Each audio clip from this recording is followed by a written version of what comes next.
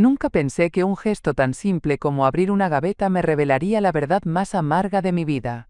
Estaba en mi cocina, esa cocina que diseñé yo misma en 1994 cuando por fin pude cambiar el linóleo por cerámica, y ahí estaba temblando. No de miedo, yo ya no le temo a nada, sino de una mezcla entre furia y traición. Mis dedos, curtidos por años de cargar bolsas del mercado y lavar platos a mano, sostenían una caja de terciopelo rojo. Vacía. Esa caja había guardado el anillo de compromiso de mi madre, un zafiro rodeado de diminutos diamantes, que ella me dejó cuando ya no pudo subir las escaleras de la casa en Beattisford Road. Era lo único que tenía de ella. Y ahora no estaba. Langston, mi único hijo, ese que críe con dolor de espalda y corazón de madre sola, apareció en la puerta con su tono altanero y ese aire de saberlo todo. Has tenido eso guardado por años, ma. Solo estaba cogiendo polvo. Lo dijo así, como si se tratara de un trasto viejo, como si no supiera que esa joya era historia, sangre, amor de generaciones, como si pudiera cambiarla por un trozo de vidrio brillante de Cartier para su esposa, Chanel. Ahí fue cuando lo supe. No solo me había robado, me había descartado. Respiré hondo, le cerré la gaveta con calma. No le grité, no lloré, solo lo miré y le dije, pronto, algo más también va a desaparecer. Y me giré para tomar el teléfono. Marqué el número directo de Ellis Rhodes, mi asesor en el banco Mechanics y Farmers. Señor elegante, de voz pausada, siempre con corbata lila. Necesito congelar unos fondos, le dije, y él supo por el tono que no era momento de preguntas. ¿Que por qué no le grité a mi hijo en ese momento? Porque yo no hago escándalos. Yo trazo caminos. Porque aprendí hace tiempo que hay traiciones que se contestan con documentos, no con gritos. Y esa noche, por primera vez en años, dormí tranquila. Me llamo Darlene Patrice Holloway. Tengo 68 años. Estoy retirada del transporte público del condado de Mecklenburg, y si algo tengo, es memoria. No necesito álbumes de fotos para recordar cada turno nocturno que trabajé con dolor en la espalda, ni cada lonchera que preparé con 3 monedas y mucha fe, para que Langston pudiera ir a la escuela sin pasar hambre. Lo crié sola desde el 87, el año en que su padre, ese músico soñador con más notas que compromisos, se marchó con nada más que su saxofón y una deuda de $300 que aún hoy nadie ha pagado. No lo menciono por rencor, lo menciono porque cuando una mujer carga con todo, aprende a no olvidar, aprende a leer entre líneas, a notar el cambio en el tono de voz, la mirada que esquiva, la pregunta que no es inocente. Langston era mi mundo, mi sol. Y por él trabajé 3 décadas en la Ruta 7, saludando a todo el mundo con una sonrisa aunque los pies me dolieran tanto que a veces lloraba en silencio en el último asiento del autobús. Pero hay una diferencia entre criar un hijo y criar un hombre. Lo primero lo logré. Lo segundo, ya no estoy tan segura. Cuando Langston entró a Johnson C. Smith, fue como si el cielo se abriera. Yo había guardado cada reembolso de impuestos, cada hora extra, cada centavo de los domingos vendiendo empanadas en la iglesia. Le compré libros usados y le cosí los pantalones para que no tuviera que pasar vergüenza. Me volví invisible para que él brillara. Y lo hizo. Por eso me duele tanto. Porque no era un desconocido quien me falló. Fue el mismo niño que me abrazaba con los dedos pegajosos de mermelada diciendo, «Te amo, ma». El mismo que me prometió que un día me cuidaría él a mí. Ahora sé que esas promesas se las llevó el viento, o el dinero. Y aún así, no lo odio. Pero que no me confunda, no odiar no es lo mismo que olvidar. Ni perdonar. Y esta vez, estoy tomando nota de todo. En los últimos 2 años, Langston y Chanel se han dedicado, con cada gesto disfrazado de cortesía, a borrarme de mi propia vida.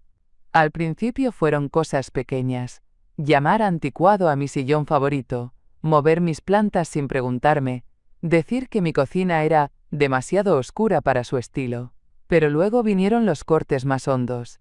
No me invitaron al viaje a Charleston, cambiaron la cena de Navidad sin consultarme.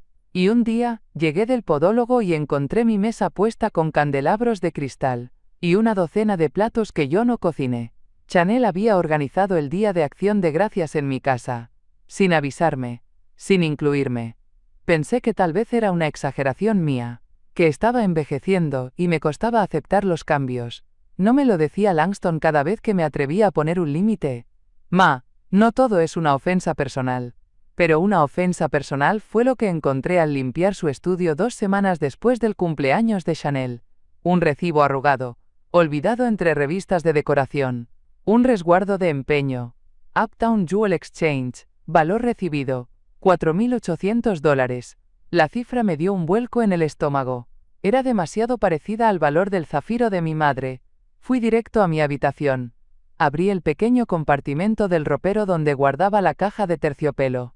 Estaba ahí, vacía. El anillo, el collar y la pulsera. Todo había desaparecido.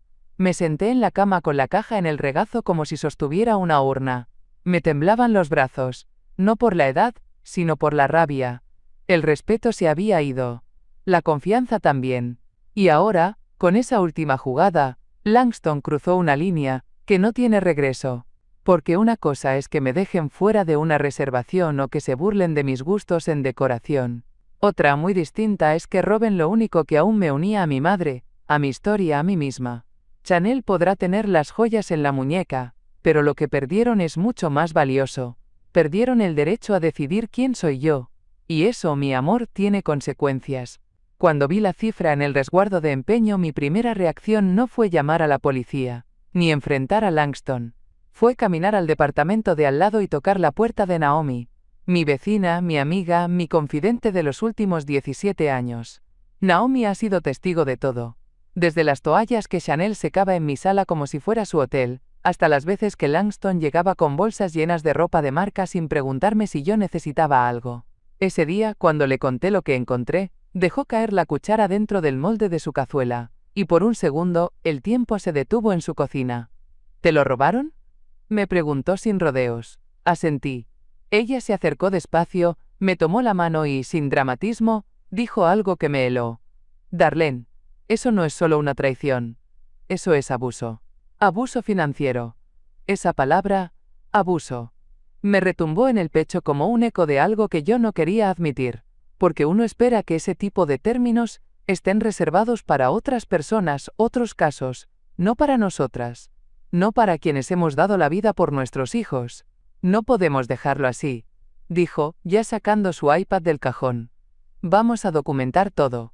Yo, que jamás aprendí bien a usar la nube ni entendí cómo funciona Dropbox, me vi sentada junto a Naomi, escaneando fotos antiguas donde aparecía el set de joyería.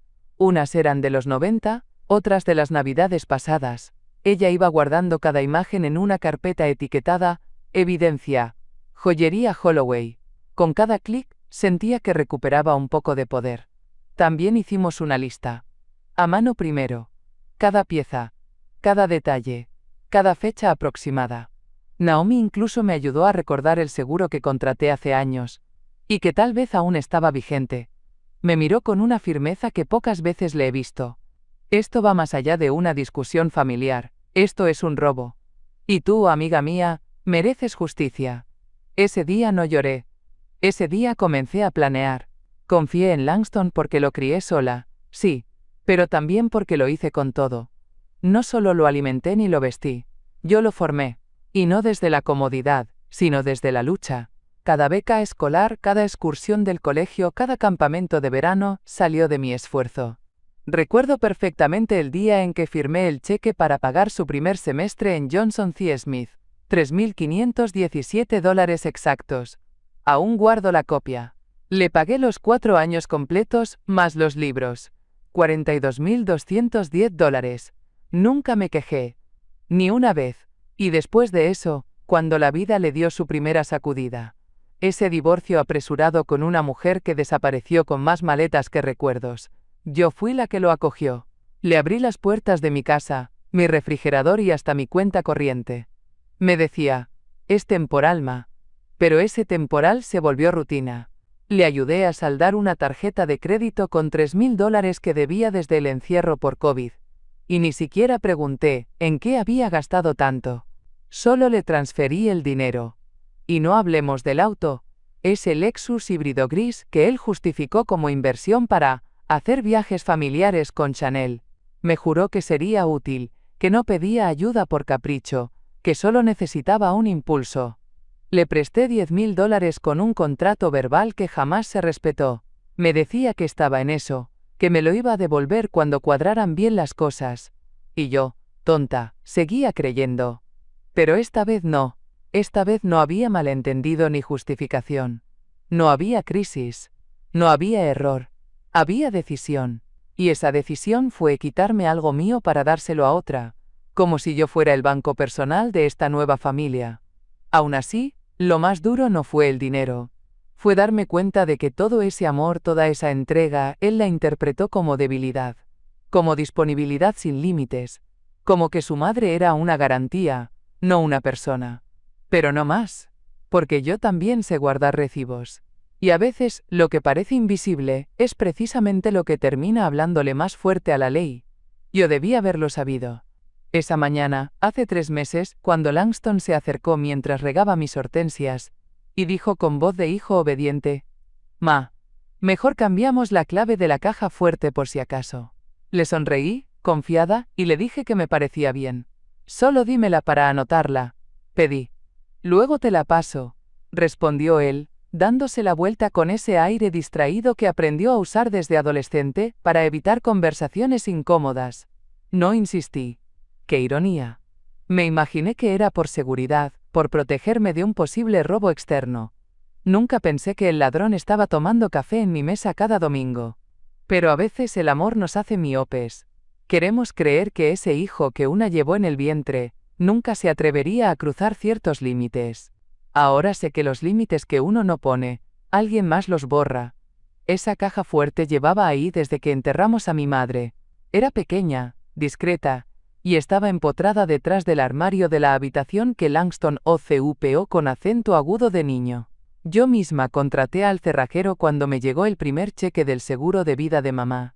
Guardé ahí los documentos más importantes, las escrituras del condominio, mi testamento, los seguros, y claro, las joyas, todo lo que hablaba de mi historia y de mi futuro, y sin embargo le entregué la clave, simbólicamente al menos sin hacer preguntas, por cansancio, por cariño, por esa fe que una madre guarda incluso cuando ya ha sido lastimada antes. Pero ahora, al repasar cada gesto, cada frase, veo que no fue un impulso de su parte, fue planeado, poco a poco fue sembrando la desconfianza, distrayéndome, aislándome, y yo lo permití, no por tonta, no por débil, sino porque el amor de madre tiene una venda que a veces solo se cae con una bofetada emocional. Pero esa venda ya cayó, y detrás de ella hay una mujer que no olvida, no se rinde, y no perdona con facilidad. La caja fuerte está vacía, pero yo ya estoy llena de claridad. La semana antes del cumpleaños de Chanel, Langston empezó a comportarse diferente. No era grosero, no abiertamente. Era otra cosa. Más meticuloso. Más atento. Me traía café sin pedirlo. Se ofrecía a llevar la basura. Me hacía preguntas que, en otro contexto, habrían parecido preocupadas, casi cariñosas. «Mamá, ¿aún tienes el seguro de vida aquel que sacaste en 2001? ¿Dónde guardas el testamento actualizado? ¿Tú ya pensaste a quién dejarías el condominio si algo pasa?» Y yo, ingenua por última vez, le respondía. Lo veía como el hijo que, finalmente, se estaba preocupando por mis asuntos.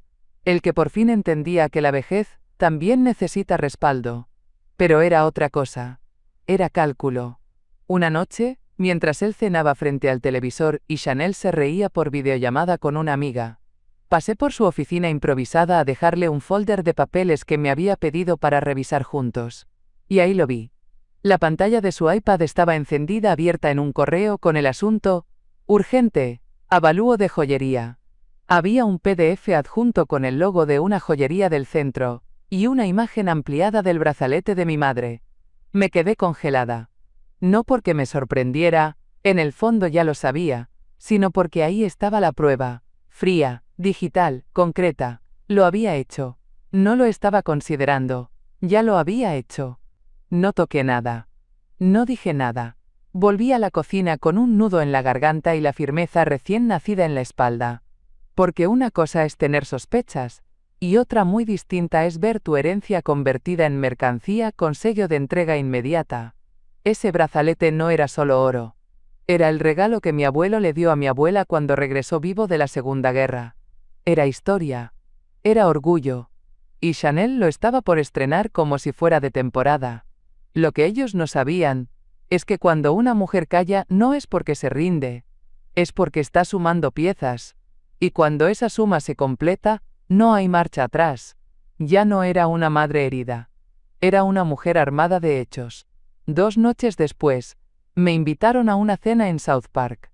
Un restaurante de esos con lámparas colgantes como esculturas y meseros que parecen modelos. Chanel, muy orgullosa, me había dicho que quería compartir una celebración íntima. Yo sabía que no era por cariño, era por espectáculo. Pero fui. No por cortesía, sino por estrategia. A veces, el enemigo se revela más cuando cree que una no lo está mirando. Nos sentaron en una mesa larga. Chanel se rodeó de sus amigas como reina de primavera, todas vestidas de revista y con carcajadas tan afinadas que dolían. Yo me senté al extremo, en silencio. No hacía falta hablar. Ellas solas cavaban su propio pozo. Entre risas y copas de prosecco, una de ellas le preguntó qué le había regalado Langston. Chanel levantó la mano con esa satisfacción que solo tienen las que creen que el mundo es suyo, y mostró el brazalete. Mi brazalete. El de mi madre. Bajo la luz tenue, los pequeños diamantes reflejaron el dolor de 3 generaciones. Le dije. Soltó Chanel mientras giraba la muñeca. Si voy a cumplir 30, que se me note en la joyería, ¿no? Rieron. Todas. Una carcajada ligera, falsa, hueca. Luego sacó su celular, abrió una historia y mostró una foto del brazalete sobre su brazo. El texto sobre la imagen decía: por fin tengo algo a la altura estrella fugaz chispas. Yo no pestañeé. No podía. Sentía el cuerpo entumecido por dentro, como si la sangre se negara a seguir circulando. Chanel pasó las fotos a sus amigas como si fuera una pulsera comprada en rebaja, sin saber, o sin importarle, que lo que tenía en su muñeca era una promesa antigua. Un legado. Me levanté sin ruido, me disculpé para ir al tocador y me encerré. Frente al espejo, me vi como no me había visto en años. No como madre, no como víctima, sino como una mujer que acababa de cruzar un umbral. Y al otro lado, ya no hay marcha atrás, solo justicia. Esa misma noche, cuando llegamos al condominio, lo enfrenté. Esperé a que Chanel se encerrara en el baño, probablemente a subir más fotos o a contestar comentarios de sus amigas. Langston estaba revisando su teléfono, tan tranquilo como si todo estuviera en orden. Me senté frente a él, con la misma compostura que usaba cuando tenía que decirle de niño que no habría regalos de cumpleaños porque el dinero apenas alcanzaba para pagar la luz. ¿De dónde salió el brazalete que le diste a Chanel? Le pregunté. Él no alzó la vista de su pantalla. Ma, ¿de verdad vamos a hablar de eso ahora? No respondí. Solo lo miré. Finalmente suspiró, como si fuera él la víctima. Lo tenías guardado desde siempre. Ni siquiera lo usabas. Era una pieza antigua, sin certificado ni nada. Estaba ahí, acumulando polvo. Mi corazón se encogió. No por las palabras, sino por el tono. Ese tono de desdén disfrazado de lógica. Como si mis recuerdos fueran trastos viejos. Como si el valor de algo se midiera solo en cuántos likes puede generar. Chanel se lo merece, añadió. Ha pasado por mucho, y quería darle algo elegante por una vez en la vida. Por un momento creí que iba a llorar. No por dolor sino por furia contenida. Pero no. Me mantuve entera. Esa entereza que viene cuando una ya no espera nada de nadie. Entiendo, dije, con la voz suave, firme, definitiva. Ahora entiendo todo. Él me miró por fin. Vi en sus ojos una sombra de duda, como si algo dentro de él supiera que la conversación había cambiado de tono, que ya no se trataba de un reproche, sino de un cierre. Me levanté, tomé mi bolso del perchero, y antes de irme a mi cuarto, solté la frase que marcaría el principio de lo que venía. Te aviso desde ya, hijo. Esto tiene consecuencias. Y no hubo grito, no hubo escándalo. Solo la certeza de que mi respuesta sería más fuerte que cualquier excusa, y que ya había comenzado. A las 6:45 de la mañana siguiente, estaba sentada al borde de mi cama, con la espalda recta y las manos sobre las rodillas. Afuera, apenas clareaba, Pero dentro de mí ya era pleno mediodía. No dormí esa noche. Solo repasé, una y otra vez, cada señal que ignoré, cada frase disfrazada, cada silencio malinterpretado. Y mientras miraba la caja fuerte abierta, vacía, sin su interior de terciopelo ni su promesa de herencia, sentí algo que no esperaba. Paz. No porque no doliera, sino porque el dolor ya se había transformado. No era tristeza, era dirección. Sabía exactamente qué tenía que hacer.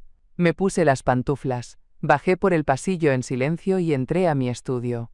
Ahí, entre papeles viejos y certificados de vacunación, tenía una carpeta gris que no abría desde hacía años. Fondo Familiar Holloway, decía con mi letra. Mi madre me había dejado un pequeño seguro de vida cuando murió, y yo, en lugar de gastarlo, lo había guardado.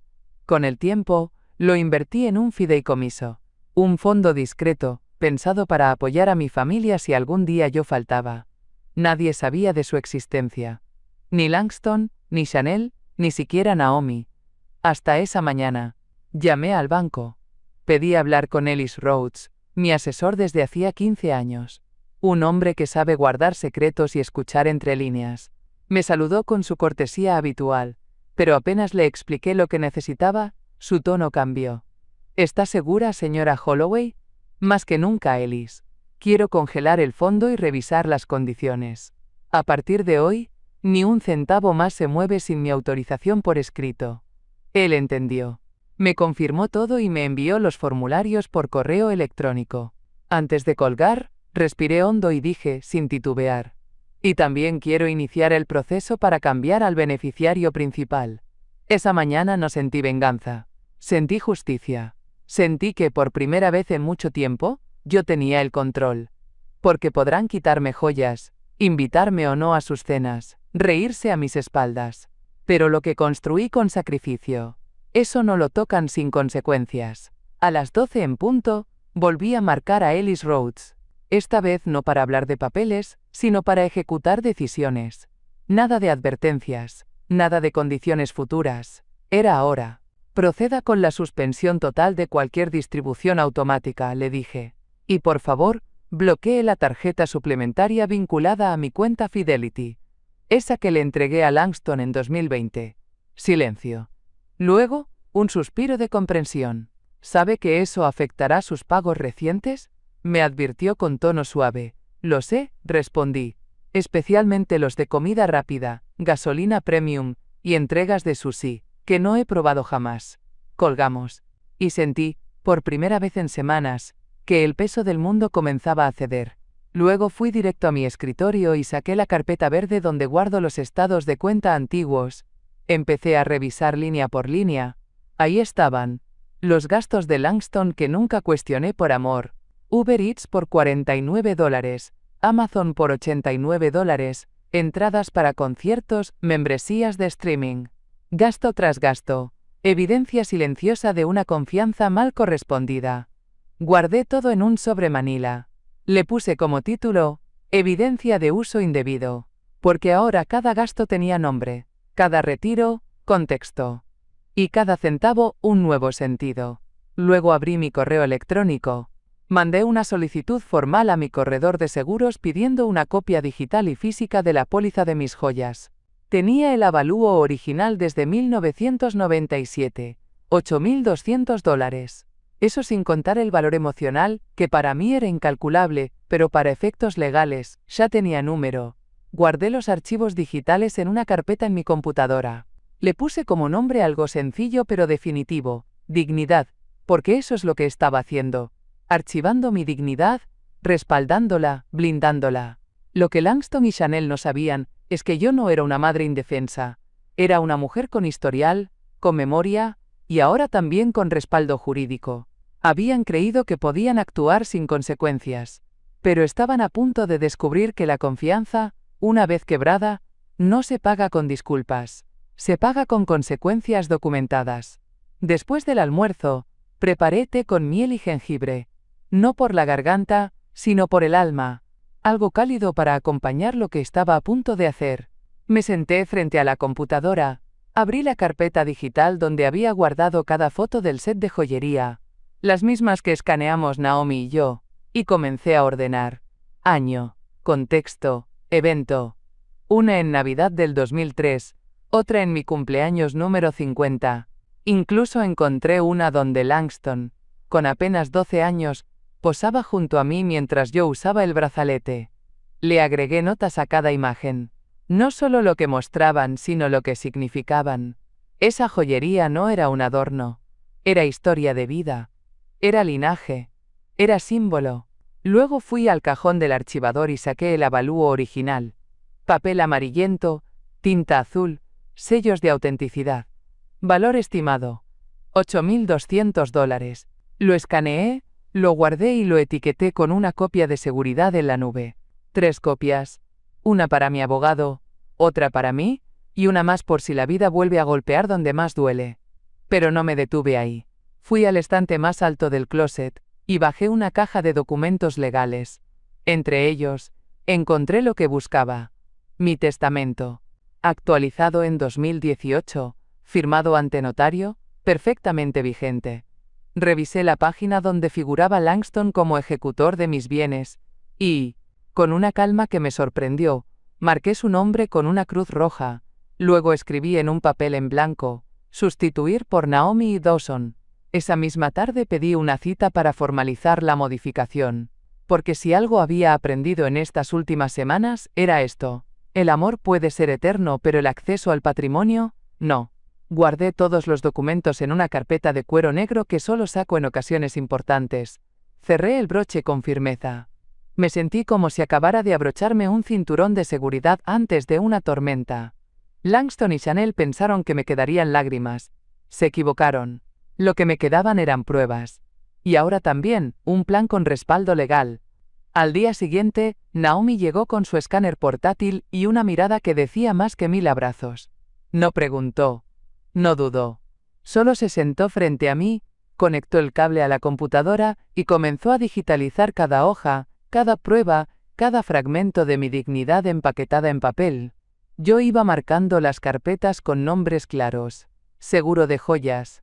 Testamento 2018. Movimientos de tarjeta. Cambio de beneficiario. Esto ya no es solo un asunto familiar, murmuró sin levantar la vista. Es tu historia. Y ahora es tu caso. Mi primo Germain, que trabaja en el departamento de policía de Charlotte, vino esa tarde. No con uniforme, sino con suéter y mirada seria. Le conté todo, desde el cambio de clave hasta el brazalete exhibido como trofeo. No me interrumpió. Solo asentía, haciendo anotaciones mentales como si cada palabra fuera una pieza de evidencia. No necesitamos drama, prima, solo claridad, dijo al final. Puedes presentar una denuncia formal por apropiación indebida. No estás sola, ni estás exagerando. Yo respiré hondo. Por años me enseñaron que las mujeres como yo, debíamos aguantar por el bien de la familia. Pero esta vez, la familia era la herida. Y también la cura. Pastor Keyshawn, de St. Luke AME, pasó esa noche. Naomi lo llamó. Me trajo un pan de maíz casero, y un abrazo que duró lo justo. Le conté lo esencial. No necesitaba detalles para entender el peso de lo vivido. Hermana Holloway, me dijo, si necesitas testigos de carácter o una sesión comunitaria, esta iglesia se para contigo. En menos de 48 horas, tenía escaneos, respaldo legal, asesoría policial y apoyo moral. No tenía joyas, pero tenía justicia en proceso. Langston creía que yo era solo una mujer mayor con recuerdos. Se le olvidó que yo también tengo memoria. Y aliados. Y que la venganza más fuerte es la que se firma con papeles, no con gritos. El sábado por la mañana, me senté en el comedor con una hoja en blanco frente a mí. A un lado, una taza de café ya frío. Al otro, la carpeta negra con todo lo necesario. No iba a escribir desde el dolor, iba a escribir desde el límite. Encendí la lámpara de mesa, saqué mi bolígrafo de tinta azul, el mismo que usé para firmar mi primer contrato de trabajo en 1979, y comencé. Langston, esta carta no nace del rencor, sino de la verdad. Lo que hiciste no fue un malentendido ni un impulso, fue una decisión. Y como toda decisión, tiene consecuencias. Le expliqué, sin adornos, que tenía hasta el 15 de noviembre para devolver las piezas sustraídas. con comprobantes. No pedía disculpas. No ofrecía diálogo. Solo establecía un marco legal. Restitución o acciones civiles. Cité cada prueba. El avalúo, las fotos del brazalete, los cargos no autorizados, la omisión de información sobre la caja fuerte. Incluso mencioné su rol como beneficiario eliminado del fideicomiso y del testamento. Este no es un ajuste de cuentas, hijo, es una medida de protección. Lo que tú no valoraste yo sí. Y lo que tú tocaste sin derecho ahora será defendido con toda la fuerza que me queda. Firmé con mi nombre completo agregando al pie. Copia enviada a mi asesor bancario, a mi abogada y al departamento de policía de Charlotte. Naomi me ayudó a imprimir 2 copias y a certificar el envío en la oficina postal. Salimos juntas, sin prisa. Como 2 mujeres que saben lo que hacen. Al entregar el sobre a la funcionaria, sentí un cierre, pero también una apertura. Como si esa carta no solo fuera para él, sino para mí misma. Porque uno no solo pone límites hacia afuera, también los pone hacia adentro. Y yo, por fin, había dejado de justificar lo injustificable. La carta llegó 3 días después. Y con ella, la tormenta. 3 días después de enviada la carta, escuché el timbre sonar con insistencia. Miré por la mirilla. Ahí estaba Langston, de pie, con la cara roja como si hubiera corrido 5 cuadras. Chanel desde el auto, no se bajó. Estaba en el asiento del copiloto, con el celular en la mano y la mirada perdida, como si todo aquello no fuera con ella. Abrí la puerta. No dije nada. Él tampoco, al principio. Empezó tragando saliva. ¿Podemos hablar adentro? Negué con la cabeza, sin apartarme del marco. Lo que tengas que decir, dilo aquí. Y rápido. Langston bajó la mirada. Se veía diferente. No derrotado, no arrepentido. Confundido. Como si no entendiera cómo todo se le había salido de las manos. Esto no tiene que volverse un escándalo, dijo, casi suplicando. Podemos arreglarlo. En familia. Sin tanta cosa legal. Respiré profundo. No por calma, sino por contención. Porque lo que quería era gritarle todo lo que había callado por años. Pero no. Ese momento no era para catarsis. Era para firmeza. Ya no hay familia que proteger, Langston. Tú cruzaste esa línea. Y esto, como bien dices, ya no es tanta cosa. Esto es robo. Esto es abuso de confianza. Esto es consecuencia. Él se frotó la frente, murmuró algo que no alcancé a entender. Miró hacia el auto. Chanel seguía escribiendo, inmóvil, sin levantar la vista. Estoy estresado, ma. Todo esto ha sido mucho. El trabajo, el dinero, ella. No lo pensé bien. Lo miré a los ojos. Los mismos ojos que vi llorar, por una caída en bicicleta cuando tenía 9 años. Esta vez no lloraban, solo buscaban salida. Tarde, muy tarde, cerré la puerta con suavidad. No hubo portazo. Solo un clic seco, definitivo. Porque la dignidad, cuando se recupera, no necesita ruido. Y la puerta que una cierra con dignidad, no se vuelve a abrir por culpa. El viernes 3 de noviembre, a las 11 en punto, llegamos al centro de Charlotte. El banco de la esquina de Trade Street ya tenía preparada la sala de conferencias. Era amplia, con paredes de vidrio, y una mesa de madera oscura donde se respiraba más tensión que aire. Me acompañaban 2 personas, Ellis Rhodes, con su portafolio de cuero y su habitual corbata lila, y el pastor Kishon, con su Biblia bajo el brazo y los ojos bien abiertos. Langston y Chanel llegaron 5 minutos tarde, ella, con gafas oscuras, como si pudiera esconderse de la verdad, él, con una carpeta en la mano que apenas sostenía. La secretaria nos ofreció agua. Nadie la aceptó. Gracias por venir, dijo Ellis, abriendo la reunión. Hoy vamos a revisar el estado del fideicomiso familiar Holloway, su acceso restringido y los eventos recientes que han motivado esta cita. Yo saqué mi carpeta roja, la misma donde guardé todo. La abrí y saqué, uno por uno, el avalúo del brazalete, las capturas de pantalla de la cuenta de Chanel donde mostraba la joya, el correo impreso con la tasación urgente, el recibo del empeño. Documento tras documento. Cada hoja era una palabra que yo ya no necesitaba decir. Ellis continuó leyendo. Enumeró los gastos realizados con mi tarjeta suplementaria, los montos, las fechas, los conceptos.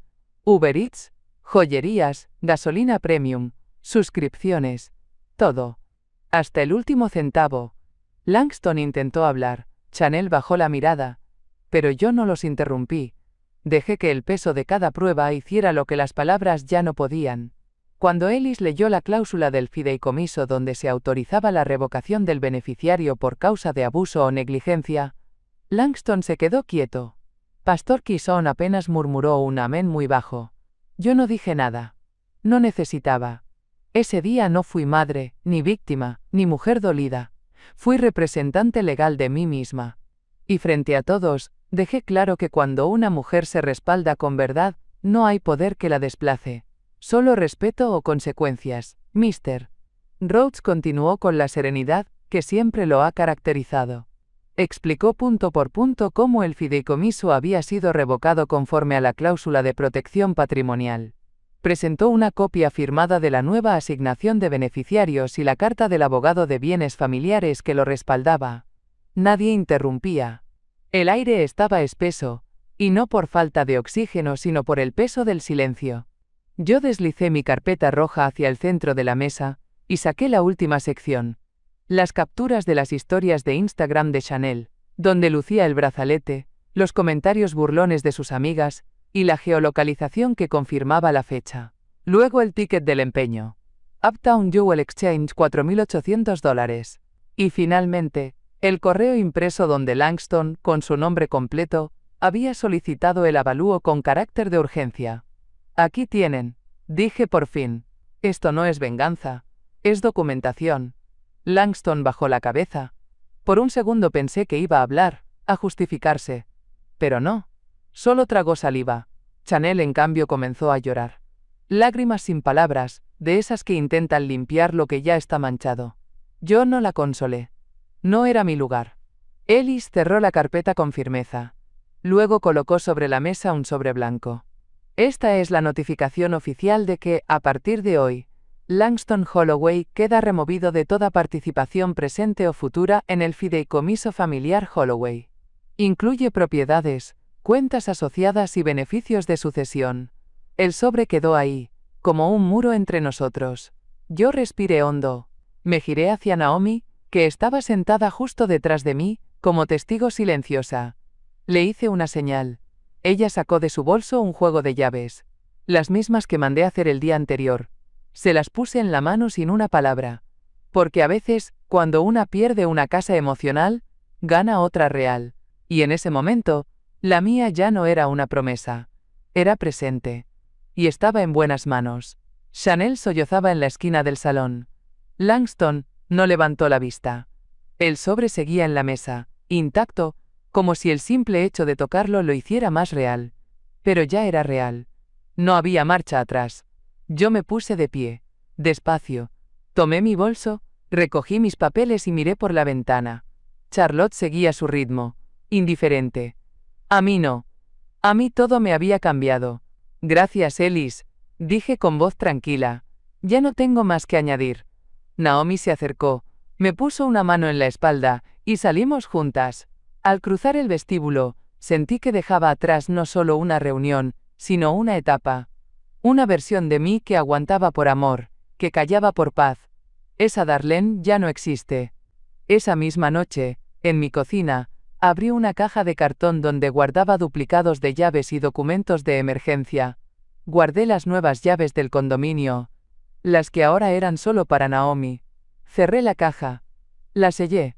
Porque a veces, lo que parece polvo, no es olvido. Es señal de que por fin algo se asentó. Que por fin una puede ver claro. Mi hijo no se fue ese día. Ya se había ido mucho antes. Pero yo me quedé. De pie. Con la frente en alto. Y con cada papel, cada decisión, cada límite trazado, escribí el último capítulo de esa historia. Uno, que no se cierra con rabia, sino con dignidad,